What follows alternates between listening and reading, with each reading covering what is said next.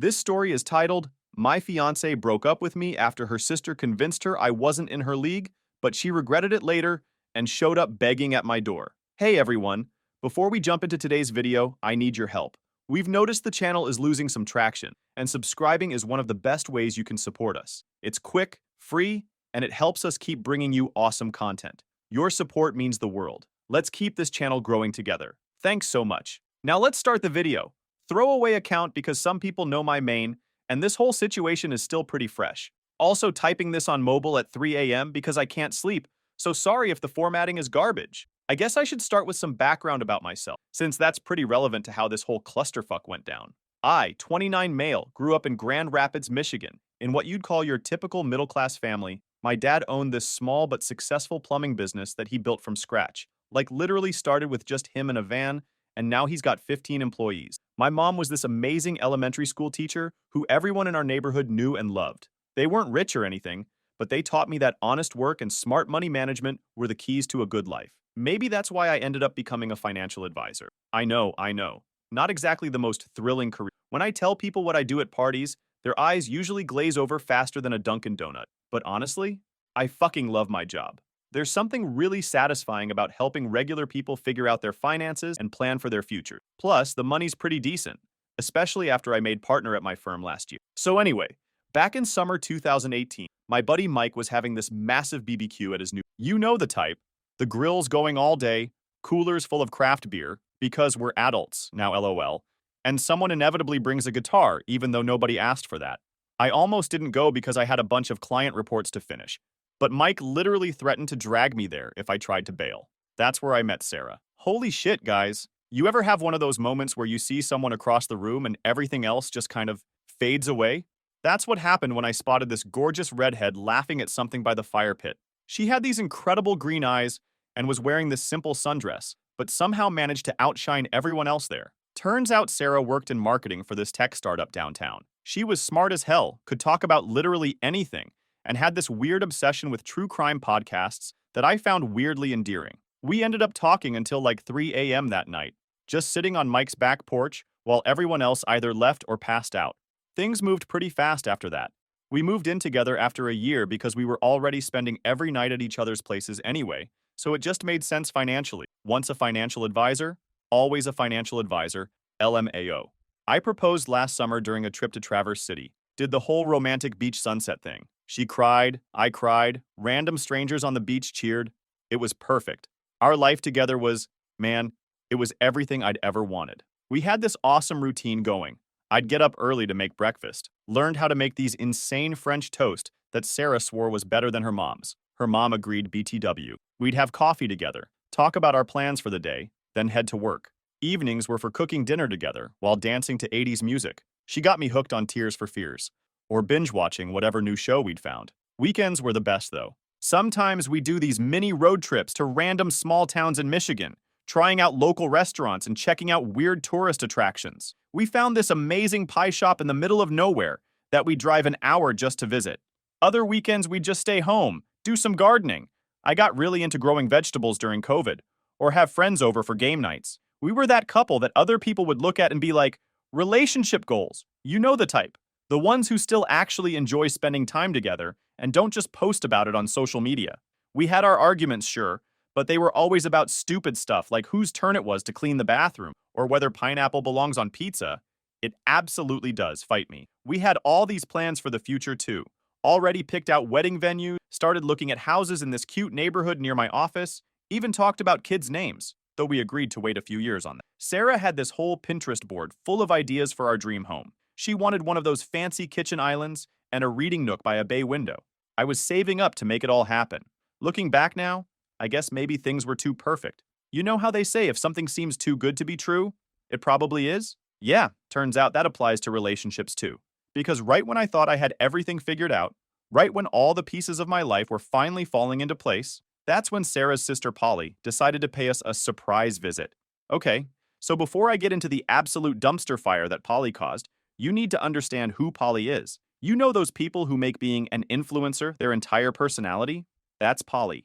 But like, multiply that by 1,000 and add a hefty dose of superiority complex. Picture this. While Sarah and I were building our life in Michigan, living in our cozy apartment with our rescue cat, Mr. Whiskers. Yeah, basic name, but he came with it. Polly was living what she called her best life in Miami. And by best life, I mean posting daily Instagram stories about her entrepreneur grind while actually living off their parents' money. No shade to people who get help from their parents, but at least be honest about it, you know? Polly was 32 but acted like she was perpetually 21. Her Instagram bio literally said, CEO of Living Life. Yes, with the sparkle emoji. She sold these ridiculously overpriced workout plans online. $299 for a PDF of basic exercises you could find on YouTube for free. But somehow, she had like 50,000 followers who ate up everything she posted. Her content was all boss babe this and create your own reality that. Pure toxic positivity wrapped in a face-tuned package. The thing that really got to me was how different the sisters were when Polly wasn't around. Sarah was this down-to-earth, genuinely funny person who could hold conversations about actual topics. She volunteered at the local animal shelter on weekends, knew all our neighbors by name, and would bring soup to our elderly neighbor, Mrs. Johnson, whenever she wasn't feeling well. Just a genuinely good person, you know? But man, whenever Polly came around, it was like a switch flipped in Sarah's brain. Suddenly she'd start talking differently, using all these weird influencer phrases like manifest your dreams and align with your truth. She'd get super self-conscious about everything, our apartment, her job, even the way she dressed. One time, she literally cried because we didn't have one of those stupid neon signs that say good vibes only in our living room. I tried to be understanding at first, like I get it. Sibling dynamics can be complicated. Sarah was the youngest of three. Their brother Tom is cool though. He's a high school teacher in Chicago. And Polly had always been the exciting one. While Sarah was getting straight A's in high school, Polly was sneaking out to parties. When Sarah was working her way up in her marketing career, Polly was finding herself in Bali, aka posting bikini pics with inspirational quotes. The real problem started about 6 months before all this went down. Polly had just broken up with her latest boyfriend, some crypto bro named Chad, I shit you not, that was his actual name, and decided she needed to spread her wisdom to Sarah. She started sending these novels of text messages about how marriage was a construct designed to limit female power, and how settling down in your 20s was basically giving up on life. At first, Sarah would just laugh it off. She'd show me the messages, and we'd joke about how ridiculous they were. But then Polly started getting more aggressive. She'd send Sarah links to articles about divorce rates in early marriages, or tag her in Instagram posts about living your truth and not settling.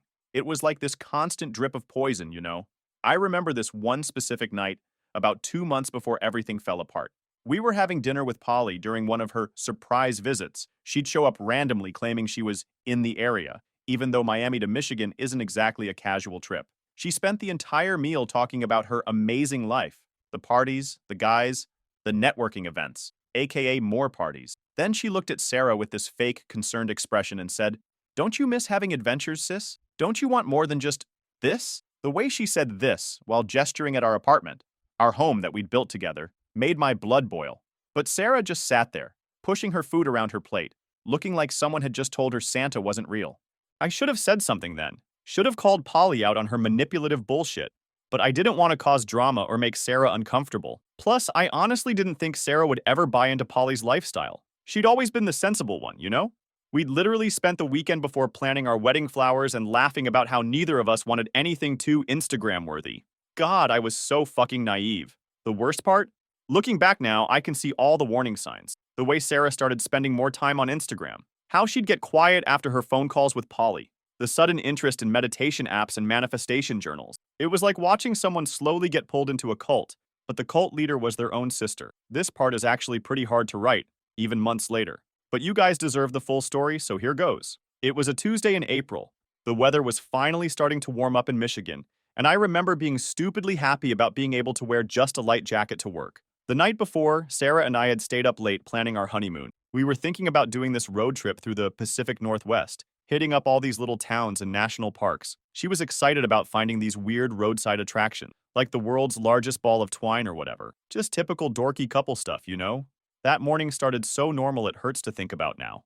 I got up at 6:30 like always, let Mr. Whiskers out of our bedroom. He has this thing about sleeping at our feet, and started making breakfast. It was French toast morning, Sarah's favorite. I'd perfected this recipe over the years. Thick-cut brioche bread, lots of cinnamon, a splash of vanilla, and this maple syrup we'd gotten from this tiny farm in Vermont during our last road trip. Sarah came down wearing this blue sweater I'd gotten her for Christmas. She seemed fine, Tired, maybe, but it was Tuesday morning. Who isn't tired? We ate breakfast together, talked about some show we'd started watching the night before. She kissed me goodbye, told me she loved me, and headed out to work. I remember thinking about how lucky I was, how perfect everything was. Funny how life likes to punch you in the gut right when you're feeling on top of the world, huh? I had a pretty normal day at work, had a couple of client meetings, grabbed lunch with a coworker, sent Sarah a few random memes that made me think of her. She left them on read, but I didn't think anything of it at the time. Around 3 p.m., she texted saying she was heading home early because she wasn't feeling great. I offered to pick up soup from that Vietnamese place she likes, but she just replied with, "No thanks." Should have known something was up then. Sarah never turns down POO when she's sick. When I got home around 6, the apartment felt wrong. You know that feeling when you walk into a room and can just tell something bad is about to happen? Like the air is too thick or something? Yeah, it was like that. Sarah was sitting on our couch, already halfway through a bottle of wine. She never day drinks unless something's seriously wrong. There was this empty look in her eyes that I'd never seen before, and she wouldn't look directly at me. Mr. Whiskers, who usually runs to greet me at the door, was nowhere to be seen. "We need to talk," she said, and my stomach just dropped. Nobody in the history of relationships has ever said, "We need to talk," and followed it up with good news. I sat down across from her, still wearing my work clothes, still holding my laptop bag like some kind of shield. "What's going on?" I asked, even though part of me already knew. The signs had been there, I just hadn't wanted to see them. "I've been doing a lot of thinking," she started, taking another big sip of wine. "About life, about what I want, about everything." She was using these weird hand gestures while she talked, something she'd picked up from Polly. And I don't think I can do this anymore. "Do what?" I asked, like a fucking idiot, as if I didn't know exactly what she meant. "This, United States, the wedding, all of it." She waved her hand around our apartment, at all the little things we'd collected together over the stupid ceramic penguin we'd found at a thrift store, the photos from our trips, the wedding planning binder sitting on the coffee table. I feel like I'm suffocating. Then came the part that really killed me. She started talking about how she'd been talking to Polly a lot lately, how Polly had opened her eyes to what she was missing out on, how she needed to find herself before she could settle down. It was like listening to someone read off a script of every basic breakup cliche, but with Polly's influencer buzzwords mixed in. She kept using phrases like living authentically and aligning with my truth. At one point, she actually said, "I need to understand who Sarah is before I can be Sarah plus someone else." I wanted to scream, "You are Sarah. You're the Sarah who loves true crime podcasts and hates cilantro and cries at dog food commercial." But I didn't say any of them. I just sat there, watching 5 years of my life crumble while Sarah talked about personal growth and spiritual journeys, like she was reading off Polly's Instagram caption. The worst part? She'd already packed a bag. While I was at work, thinking about what kind of soup to bring my sick fiancé, she was packing up her life into a suitcase. She was moving in with Polly temporarily while she figured things out. Before she left, she took off her engagement ring, the one that had belonged to my grandmother, and just left it on the coffee table like it was nothing, like it was some piece of costume jewelry she'd gotten tired of. After she left, I just sat there for hours, staring at that ring. Mr. Whiskers finally came out from wherever he'd been hiding and curled up in my lap, purring like he knew I needed it. The French toast dishes from that morning were still in the sink.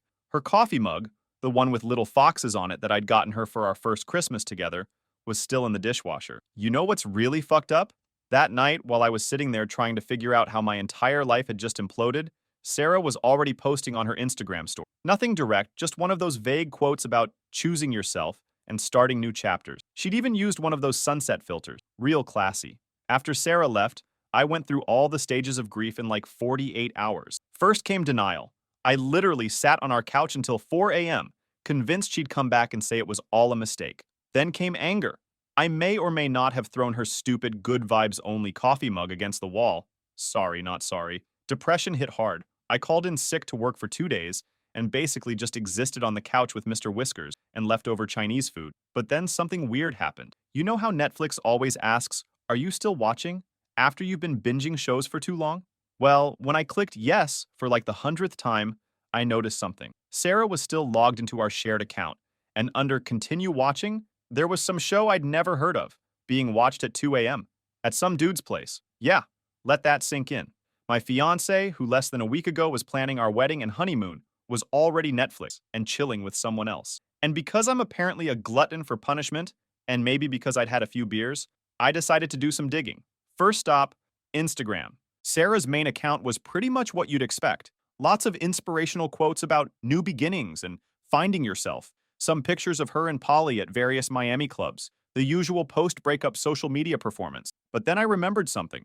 Sarah had this weird habit of making separate accounts for different things. She had one just for posting about books she'd read, another for her attempts at cooking. So I tried a hunch. You know how when you create a new Instagram account, it suggests people to follow? Well, if you use the same email address for multiple accounts, they're all kind of linked. It took me about 10 minutes of trying different combinations of her usual username, but holy shit, guys, I found it. A whole-ass secret Instagram account. And let me tell you, what I found made me realize our entire relationship had been a lie for months. This account was private, but she'd used the same password she used for everything. Her mom's name plus her birth year? I'd told her a million times to use better passwords. What I found was like watching a car crash in slow motion. Except the car was my relationship, and it had actually been on fire for months without me noticing. The account was full of direct messages between her and Polly, going back to January. They'd been planning this whole escape from suburban life thing like it was some kind of prison break. Polly would send her these long messages about how she was so proud of Sarah for finally waking up and choosing freedom. There were screenshots of conversations with this guy Jake, some finance bro Polly had introduced her to at a party back in February when Sarah was supposedly visiting her parents. The messages between Sarah and Jake made me physically sick. Nothing explicitly cheating, but lots of what-if conversations and flirty little exchanges. What if we'd met first? What if you weren't engaged? Meanwhile, I'm at home growing tomatoes in our garden and planning surprise date nights like a fucking idiot. But here's the real kicker.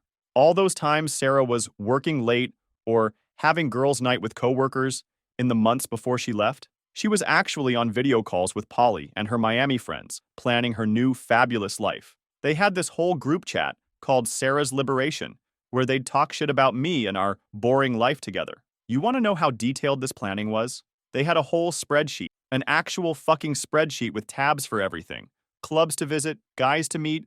Yeah, Jake wasn't the only one. Even a glow-up schedule for Sarah with appointments for hair extensions, nail maintenance, and something called tooth gems. Had to Google that one. Apparently it's like jewelry for your teeth. One conversation from March really stuck with me. Sarah had posted a picture of us at my nephew's birthday party. We were both covered in cake because my 5-year-old nephew thought it would be hilarious to start a food fight. We were laughing, happy, just genuinely enjoying life. Polly commented on it in their private chat. Ugh, you look so basic here. Can't wait until you're living your best life with us instead of playing house in the suburbs. Sarah's response? Just a few more months of pretending. A few more months of pretending. Those words kept echoing in my head. While I was planning our future, she was planning her escape. While I was looking at houses in good school districts, because she'd always talked about wanting kids, she was looking at party dresses and making plans with other guys. The worst part?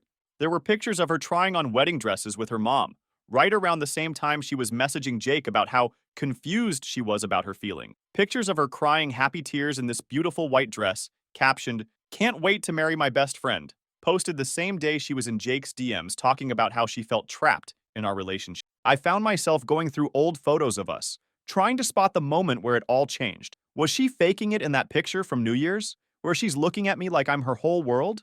What about our anniversary dinner in March? The weekend trip to the lake in April? When did my fiancé become such a good actress? The more I dug, the more it felt like I was reading about a stranger. This wasn't the Sarah I knew, the girl who cried at ASPCA commercials and spent 3 hours making a get well card for our elderly neighbor. This was some poly-influenced pod person who talked about vibes and energy and treated our relationship like it was some kind of temporary pit stop on her way to a better life. For about 3 months after Sarah left, I had to watch their whole Miami adventure unfold on social media like some twisted reality show. Sarah and Polly were living their best life. All designer outfits, rooftop parties, and fancy restaurants. Every post was tagged with something like number living authentically, or number choosing me, or my personal favorite, number no regrets. Jake was a constant presence in their posts, though they tried to be subtle about it. You know the type, those accidental group shots where he's conveniently next to Sarah, or stories where you can hear his voice in the background. They thought they were being so slick, but it was about as subtle as a drunk elephant in a china shop. Sarah had completely transformed herself into Polly 2.0. Gone was the girl who used to spend Sundays in her pajamas reading true crime books. Now she was all crop tops and hair extensions, posting daily affirmations, and trying to start her own wellness coaching business, aka selling the same overpriced workout plans as Polly. She even started talking with that weird influencer vocal fry that Polly uses. It was like watching someone have a quarter-life crisis in real time. But then, about 3 months into their fabulous new life, something amazing happened. I was scrolling through Instagram one morning, drinking my coffee and mentally preparing for another day of pretending to be okay, when I saw it. A post from Polly that would change everything. There she was, standing on some beach in Malibu, not Miami, this detail becomes important, wearing a white bikini and holding up her left hand to show off this massive engagement ring. The caption read, "He asked, and my soul said yes. Ready to start forever with my twin flame." Now, you might be thinking, okay, so Polly got engaged, so what? Well, here's where it gets good. Tech Bro Tyler, yes, that was his actual handle, was this startup founder from Seattle who Polly had apparently been dating in secret for the past 6 months. And the best part? They were moving to Seattle. Like, immediately. The same sister who had spent months preaching about how marriage was a societal construct and settling down was basic, had been secretly planning her own wedding the entire time she was convincing Sarah to blow up her life. You really can't make this stuff up. Sarah found out about it the same way everyone else did, through Instagram. According to my friend Mike, who's still friends with Sarah's brother Tom, she had a complete meltdown. She called Polly screaming about betrayal and hypocrisy, but Polly just hit her with the same spiritual buzzwords she'd been using on Sarah. "I'm just following my truth, and the universe has a plan." But wait, it gets better. Remember Jake, Mr. Perfect, who was supposedly so much better than boring old me? Well, turns out Jake had been following his truth with about 3 other girls the whole time he was seeing Sarah. One of them found out about the others and made a whole TikTok exposing him, complete with screenshots and everything. It went semi-viral in their Miami social circle. Sarah tried to play it cool online, posting stuff like, "Everything happens for a reason," and "Trust the journey." But behind the scenes, she was falling apart. Without Polly there to bankroll their fabulous lifestyle, oh yeah, forgot to mention, Polly had been paying for most of their partying. Sarah was struggling. Turns out those wellness coaching plans weren't selling as well as she'd hoped. She had to move out of Polly's Miami apartment, since Polly was selling it, couldn't afford the lifestyle she'd gotten used to, and was basically stranded in a city where she had no real friends, just a bunch of party acquaintances who disappeared real quick when the free drinks dried up. The final cherry on top? One night, probably after a few too many drinks, Sarah posted this long, rambling Instagram story about how some people aren't who they pretend to be and how true sisters don't abandon sisters. She tagged Polly in it. Polly's response? She blocked Sarah. On everything. Just like that, the whole house of cards came tumbling down. All those inspirational quotes about choosing yourself and living your best life suddenly disappeared from Sarah's feed, replaced by vague posts about healing and learning hard lessons. I watched all of this unfold from the safety of my couch, usually with Mr. Whiskers on my lap. Was it petty of me to feel satisfaction? Maybe. But after everything they'd put me through, watching karma do its thing felt pretty damn good. I'd finally started putting myself back together. Started going to the gym again. Turns out anger is a great pre-workout. Got back into my old hobbies, finally finished restoring that vintage record player I'd been working on, and even started enjoying my own company. Mr. Whiskers and I had our routine down. Morning coffee on the balcony, work, maybe some video games or a book in the evening. It wasn't exciting by Instagram standards, but it was peaceful. That's when I met Emma. And no, it wasn't some rom-com moment where we locked eyes across a crowded coffee shop or anything like that. It was actually at this really boring tax law conference in Chicago. I was there representing my firm, trying not to fall asleep during a presentation about recent changes in retirement account regulations, when someone asked this really intelligent question about Roth IRA conversion. I turned around to see who asked it, and there was this woman in a perfectly tailored navy suit with these smart glasses and this subtle undercut that somehow made her look both professional and badass at the same time.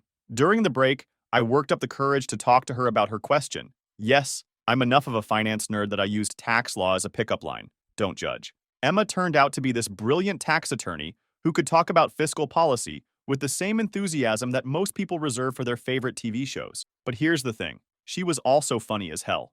Like, actually funny, not Instagram caption funny. She had this dry wit that could make even the most boring tax regulations sound entertaining. We ended up ditching the afternoon sessions and spending hours at this little cafe near the conference center, talking about everything from tax brackets to true crime podcasts. Turns out we're both obsessed with the same ones. It was just easy. No pretense, no performance, just two people genuinely enjoying each other's company. When I got back to Michigan, we started texting, then video calling, then taking turns making the 3-hour drive between our cities every other weekend.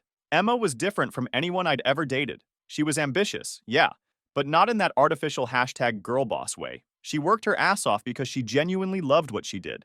not because she was trying to prove anything to anyone. The first time she came to my place, she brought her own coffee bean, she's a total coffee snob, and spent the morning teaching me how to use this fancy pour-over method she swears by. We made a complete mess of my kitchen, but it was the most fun I'd had in months. She didn't even ask why I had a cat tree but no wedding photos on the walls anymore. She just helped me clean up the coffee grounds and suggested we try making French toast next, complete with orange zest, because apparently she's a breakfast perfectionist too. That's why when Sarah showed up at my door one rainy night in October, I wasn't even angry anymore, just tired. She looked exactly like you'd expect someone who just had their perfect life implode to look. Mascara running, hair a mess, clutching her phone like a lifeline. "Can we talk?" she asked, voice shaking. Classic Sarah timing. She'd probably seen my recent Instagram post with Emma at my cousin's wedding and decided now was the time to have a heart-to-heart. I let her in because, well, I'm not a complete asshole. Mr. Whiskers took one look at her and promptly disappeared into the bedroom. Cats really do have the best judgment, don't they? She sat on the couch, the new one I'd bought to replace the one we'd picked out together, and started crying. What followed was the most predictable conversation ever. How she'd made a huge mistake. How Polly had manipulated her. How Jake was a player. Shocking, I know. How she missed our life together. How she'd been doing a lot of thinking and realized what she'd thrown away. The old me would have eaten this up, would have seen it as a sign that everything could go back to normal. But sitting there, listening to her talk, all I could think about was how Emma and I had spent the previous weekend building this ridiculous blanket fort in my living room because it was raining and we were bored. How we'd laid there talking about our future, real talks about career goals and life plans, not just Instagram-worthy moments. "I think we could try again," Sarah said finally, looking at me with those green eyes that used to make my heart skip a beat. "I'm different now. I know what I want." That's when I got up, walked to my phone that was charging on the kitchen counter, and pulled up the photo from my cousin's wedding. It was a candid shot of Emma and me laughing at something my drunk uncle had said. Emma's head was thrown back in genuine laughter, her hand on my chest, while I looked at her like she was the most amazing thing I'd ever seen. I showed it to Sarah. "I'm different now too," I said quietly, "and I know what I want." The look on her face, it was like watching someone finally understand that some things can't be fixed with a carefully crafted apology and an Instagram-worthy reconciliation moment. She started crying again, but this time I didn't feel the need to comfort her. "You should go," I said, not unkindly. "It's getting late, and Emma's coming over for breakfast tomorrow. She's teaching me how to make croissants from scratch." As Sarah walked to the door, she paused and turned around. "Are you happy?" she asked, like she couldn't quite believe it was possible to be happy without her. I thought about Emma, about our stupid coffee experiments and blanket forts, about how she sends me terrible puns in the middle of workdays and actually listens when I geek out about financial regulations. "Yeah," I said. "I really am." After she left, I texted Emma. "You won't believe who just showed up." Her response was perfect. "Do we need to make stress croissants tonight instead of waiting for morning? I can be there in 3 hours with emergency butter." That's when I knew for sure. Sometimes the worst things that happen to you end up leading you to the best things in your life.